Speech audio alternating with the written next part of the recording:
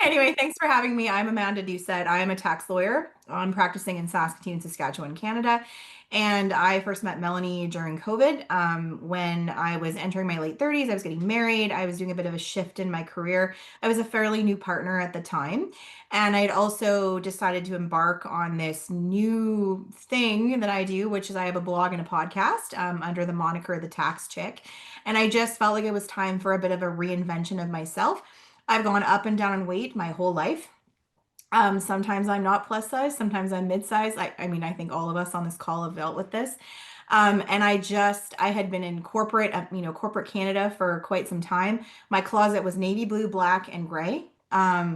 I am not a navy blue, black, and gray kind of gal, and that's not the way I used to dress, but somehow I was a lawyer for a decade, and that's what ended up happening. And so I just didn't know how to do it, but I knew I needed to do a change, and Melanie resonated with me. And so that's how I came to know you. And I was sort of trying to create, I think at that time, like a rebrand for myself. And it's been a bit of a journey, I would say, over the last 5 years. But I think now I've gotten to the point where I kind of know the rules of the road because I like rules. Rules make me feel better. And so now when I go into a store or I'm shopping online, I'll look at something and be like, I like that, but that's not going to work. And I'm just going to feel bad about myself. So I need to look for V-necks. I need to look for these certain colors, and then I know I'll have success. And I think for me, learning the rules was a huge thing. And I think, I've talked about this, like I'm a tax lawyer, so I'm really good at the technical side of what I do. And so clothing is like, well, it can't be that hard. But I think a lot of us probably on this call or like me, we're just exhausted of like getting through the rest of our day and we have to be leaders everywhere else. And when it comes to our closet, we're just like, oh, this is one more thing I have to learn. Like, can someone just do this for me? And so I think having someone sort of just give you some rules of the road makes all the difference. Like you and I had the section of my closet we called the Zoom section, and it was like five different tops when we were on Zoom all the time that were like okay that I could wear because I was stressed. But then I had the transition back to the office. And so then it was like I'd be on a Zoom call, but I also was in person. And so now I have this little scarf that's like tied over my light behind my computer, and it's like leopard print that I like throw on if I'm somewhere in person to like update whatever it is I've had on Zoom or vice versa. Or I'll have a different pair of earrings like stuffed into my drawer.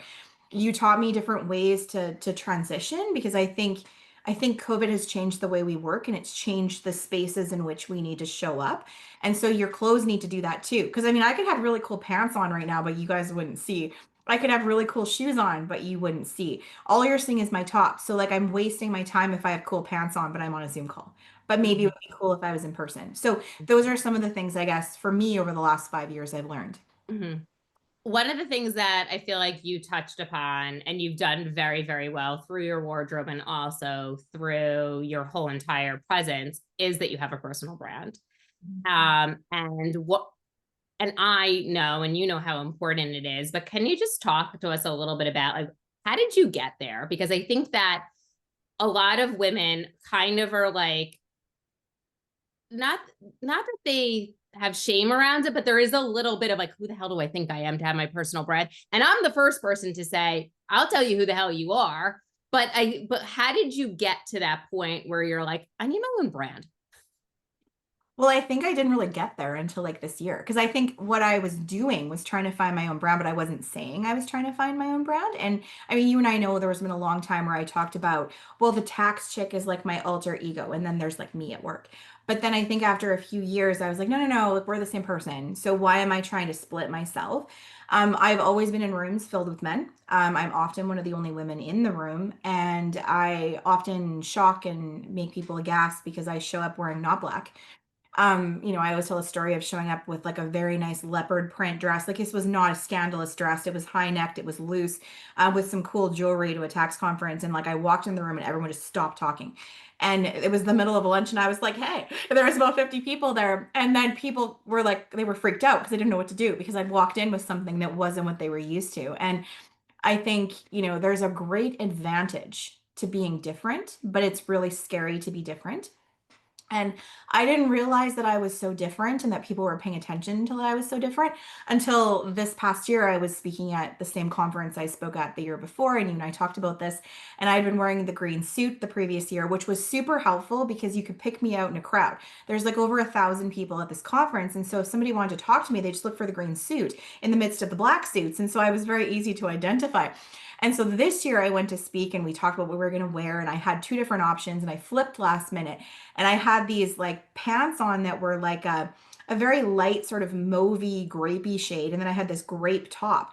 But the way the lights hit on the stage, it looked like I was wearing a black top. And so apparently there was all this chitter chatter amongst the participants, like, what is going on? Why is Amanda wearing black? And no one was listening to me. And then I finally stood up and I went to the microphone, and then people said, oh, she's wearing purple. It's okay. And I had women stopping me in the bathroom being like, we were so worried. We couldn't figure out what was going on. Everyone wanted to know what you were going to wear this year. And I thought, is this a thing? Like, are people actually paying attention to this? And so it's interesting because I think you give permission to people to be different when you choose to be different. Mm. And it creates a sense of warmth. When I can walk into a room like this and be cool wearing, green animal print, walking into a room, it creates a sense where people are like, oh, I can talk to her. Like, she's not scary. And I'm not scary. I'm not a scary person. So I think it gives me confidence because I don't feel buttoned up and like I'm uncomfortable and like I'm pulling at stuff. So that I come in with a certain energy and then people feel that energy. And as a tax and estate lawyer, I need people to warm up to me very quickly. Otherwise, I can't do a good job. And so there's multiple tools in which you do that. There's, a big smile, there's using humor. But I think also how I present myself. Because if I walk into a room in a black three-piece suit, all buttoned up, I am not going to get information out of people that I need to be able to give them a good plan.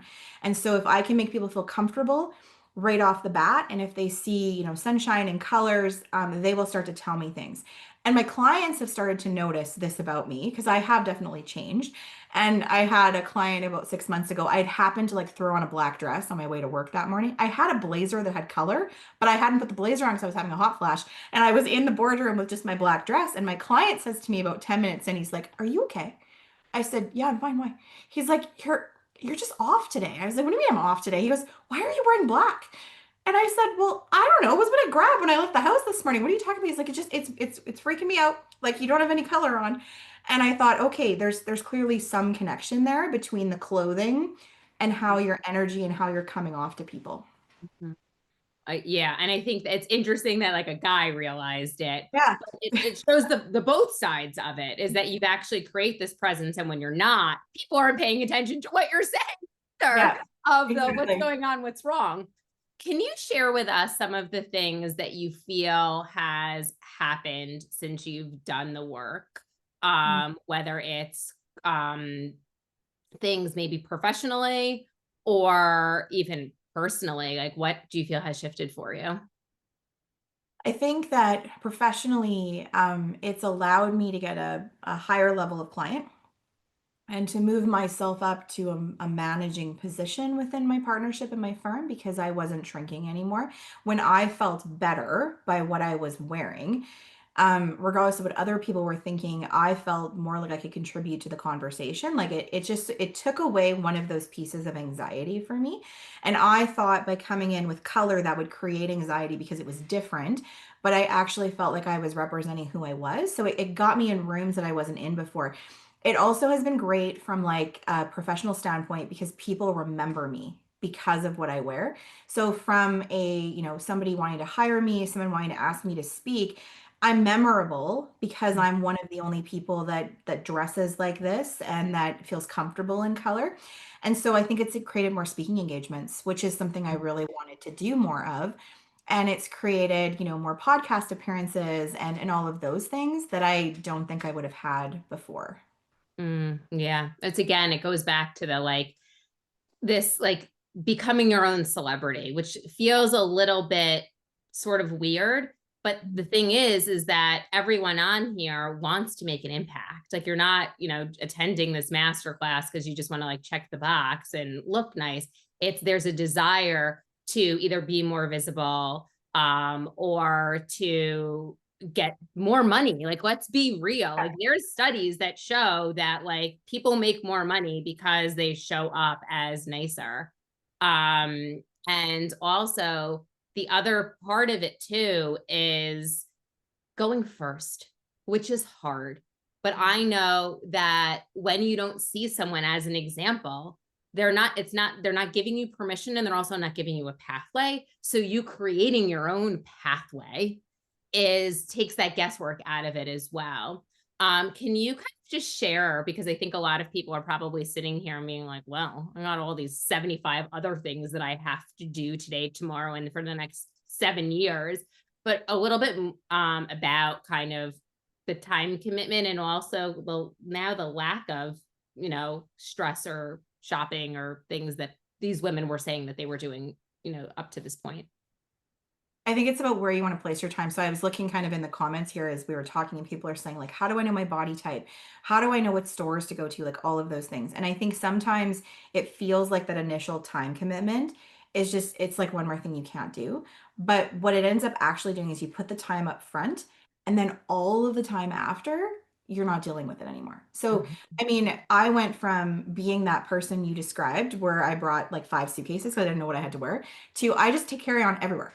And I'm super comfortable with carry on. Like you and I have a quick conversation. We bang out what I'm going to throw in. I get there. I know it fits. I know it's going to work. I've prepped it. I have my jewelry prepped. It just takes the thought process out of it. Versus all you're doing when you bring 5 suitcases is you are bringing the problem that was sitting at your house and you're bringing it to the conference. And now it's even higher stakes. And then you feel like crap. And then you're putting something on where like the button is pooking or you feel weird. And then that's going to translate into the way you're interacting with people. So I think it's about just deciding that you're worth it, and just it doesn't take that much time.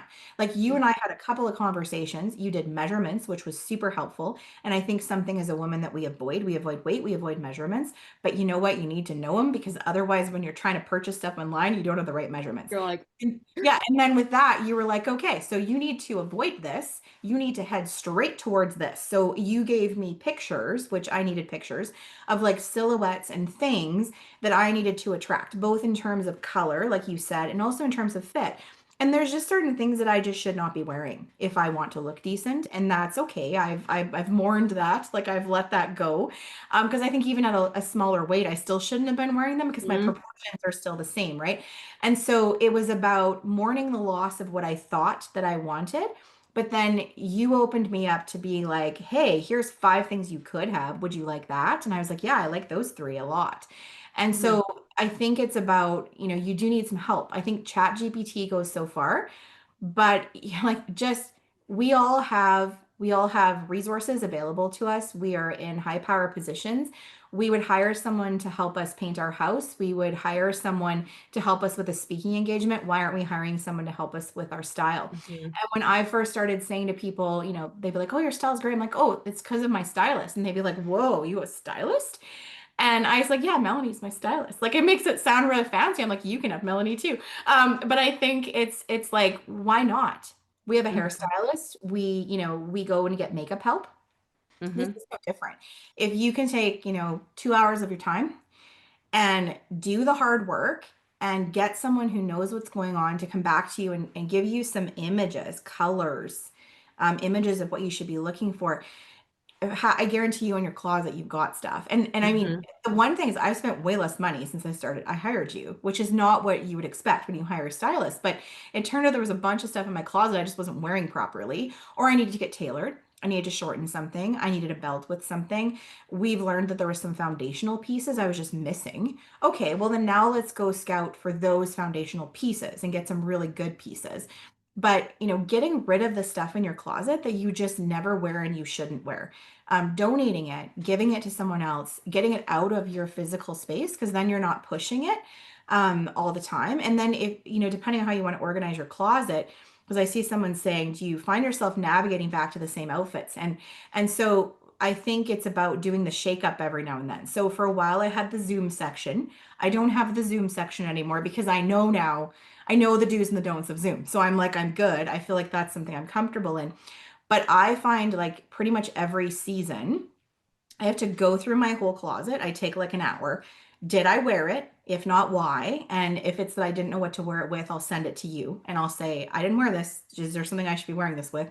So I can get it going again. But also playing around with the basics that you gave me. So playing around with the color combinations, that was a huge one. Like I have printed out the color combinations. And so instead of putting fuchsia with black, one day I did fuchsia with brown and I was like, whoa, that's scandalous. Like I never thought of doing that before, but it Mm-hmm. actually looks really good. And now I have a new outfit. Great. Love that top, love those pants, never put them together. Or Mm-hmm. like, blue with green. I would normally have done, blue with white or blue with beige. So sometimes it's just taking a couple of minutes the night before, looking in your Mm-hmm. closet and being like, what crazy thing could I put together and like hanging it up and then try it on so that the next morning, because how many times, like I had this whole plan earlier this week, I was going to wear these white pants and this striped top, and I was like, it's going to look great. I had this Pinterest image in my head, and I put it on. I was like, this is not okay. Like, this doesn't look good. This is a great top, not with these pants. And so I would have been panicked the next morning, but I just took 5 minutes before I went to bed and I just swapped out the pants. And the Mm-hmm. next morning I was good to go. Like I was excited to put on the clothes and ready to go. So I think you can get into rote, like you keep using the same things because you would give me here's samples of outfits. And so for a while I just kept going back to those. Mm-hmm. But it's kind of like any other learning process. Once you get the foundations, now it's like, okay, what is it about those outfits that worked? And I would Mm-hmm. ask you that, and you'd be like, well, you have to match this with myth. Well, then, okay, I know what I have to match. So now I go in Mm-hmm. my closet. We're all smart people. Match it, try it. Like, you're not going to get in trouble for putting the wrong thing together. Like, there's no consequence. I mean, Melanie may send you a DM being like, tuck your shirt in. But I mean, outside of that, like, there's nothing bad that's going to happen to you, right? I've known each other for so long that I would actually, I normally do it with much more love and finesse than like, oh. Like, that kind of idea, right? That it's like, okay, so what's the worst that can happen? You didn't tuck your shirt in once? Okay, that's fine. Like I nothing. love the point that you're bringing up right now, because this is the actual most important work of working with someone like me is sure you can go and figure all of this out on your own. I'm letting you all know that because it's all possible. There's TikTok, there's chat, there's every single tool out there. Mhm. It's the actual doing of it, the implementation, and the feedback of what to do with the clothes that you already own on your own body. Because, Mhm. and also, by the way, like after 5 minutes, let's be real, we all give up if we're not getting the success. So what it is it's actually not exhausting. It's you getting your own tools to be able to do it for you and make it work and know like what to tweak, as opposed to going and figuring it out on your own, because that's exhausting. Because how many people have probably scrolled Pinterest, pinned things, ordered things, buy things? This is creating your own code on there. So what I'd love to do is I'm going to share with all of you exactly what the style code is.